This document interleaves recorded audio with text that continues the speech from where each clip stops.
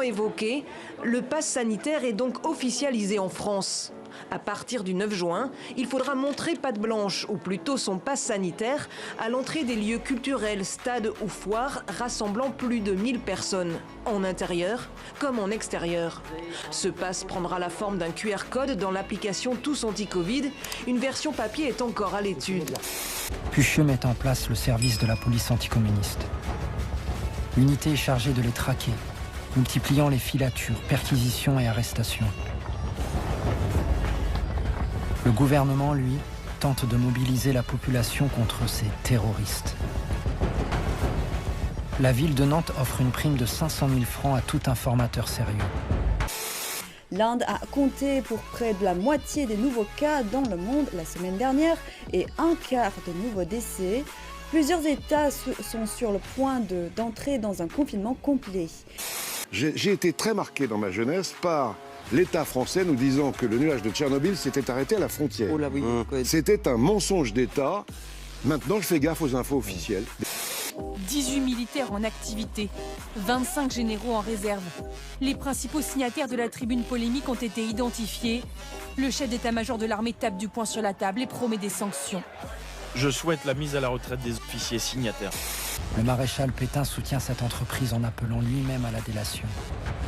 Et là, je vais vous lire la lettre ouverte au général d'armée François Lecointre, la réponse du général Picmal. Mais ce que nous dit le livre, c'est que le virus le plus proche qu'on ait trouvé jusqu'à présent, il a été découvert il y a quelques années dans une mine désaffectée en Chine, loin de Wuhan. Et il a été étudié par la scientifique qui aujourd'hui dirige le laboratoire de Wuhan.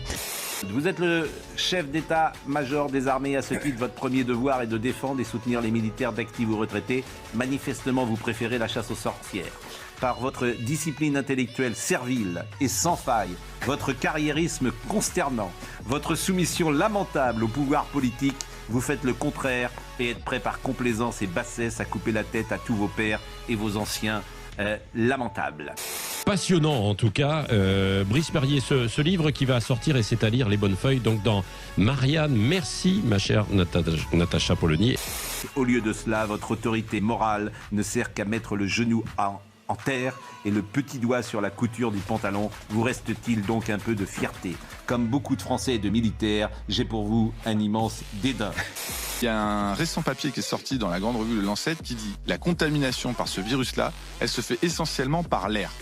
Et les physiciens vous disent que si c'est une contamination par l'air, elle ne peut pas avoir lieu en extérieur. C'est mis dans des équations et il y a un élément de cette équation qui est le volume d'air que vous avez autour de vous. Donc en extérieur, vous ne pouvez pas contaminer les gens par aérosol. Donc il faut arrêter chaque matin de montrer des images de gens qui se retrouvent dehors parce que ça n'a... Et d'ailleurs, on n'a jamais vu que ça a entraîné des contaminations. Mais pardon Martin, mais alors pourquoi on nous impose le port du masque depuis maintenant de longs mois à l'extérieur, quel que soit d'ailleurs l'endroit où on est? Parce qu'on n'ose pas se dédire. Quand vous avez obligé les gens à porter pendant 1 an un masque en extérieur, il faut que vous prépariez l'opinion avant de leur dire que finalement ça servait à rien. Mais... il termine en disant « Quand la prudence est partout, le courage n'est nulle part ». C'est le cardinal Mercier qui dit cela. En France, on laisse en repos ceux qui mettent le feu et on persécute ceux qui sonnent le tocsin, Nicolas de Chamfort. Avec votre soumission et votre assujettissement au pouvoir politique, votre comportement est plus celui d'un technocrate que d'un militaire. Le vrai déshonneur d'un général est bien le vôtre. Un jour, mon prince viendra.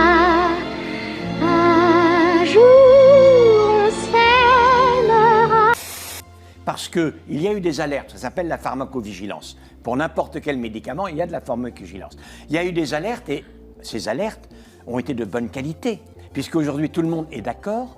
Si on a entre 20 et 30 ans, en tout cas, ça c'est absolument certain, le risque est plus élevé de se faire vacciner par AstraZeneca que de ne pas se faire vacciner. Voilà, c'est aussi clair que ça. La scène finale de Blanche-Neige, mise en scène dans un univers, comme on dit chez Disney. Cette scène finale est l'objet de toutes les critiques. Rappelez-vous, Blanche-Neige est morte, endormie à jamais, le prince vient à elle et dépose sur ses lèvres un baiser qui la ramène à la vie. Hélas, hélas, si ce baiser sauve l'héroïne de nos jeunes années, ce baiser est aussi non consenti. Et d'un baiser non consenti à une agression sexuelle, il n'y a qu'un pas. décide pas de mettre en place une contrainte pour le vaccin en rendant le vaccin obligatoire, et ben soit on accepte que les gens ne se vaccinent pas du tout, soit on trouve des solutions qui sont pas contraignantes mais qui sont incitatives. On peut dire que c'est une bonne gestion des deniers publics, effectivement, puisque c'est l'intérêt d'un pays qu'il y ait le maximum que le taux de vaccination soit le plus haut possible. Mais est-ce qu'il n'y a pas une question quand même éthique, André ? C'est-à-dire que je suis assez content qu'on est en train d'inventer la prostitution vaccinale, c'est une bonne chose. C'est toujours une bonne chose, après tout ça existe un peu partout. D'ailleurs, je suis content parce que en fait le juin va être une grande contribution à l'accueil des jeunes. Un jour, mon prince viendra. Je pense surtout qu'un jour il ne viendra plus, le prince. Il restera chez lui, comme ça il n'aura plus d'ennui. C'est peut-être d'ailleurs ce qu'espèrent les féministes radicales, un monde sans prince.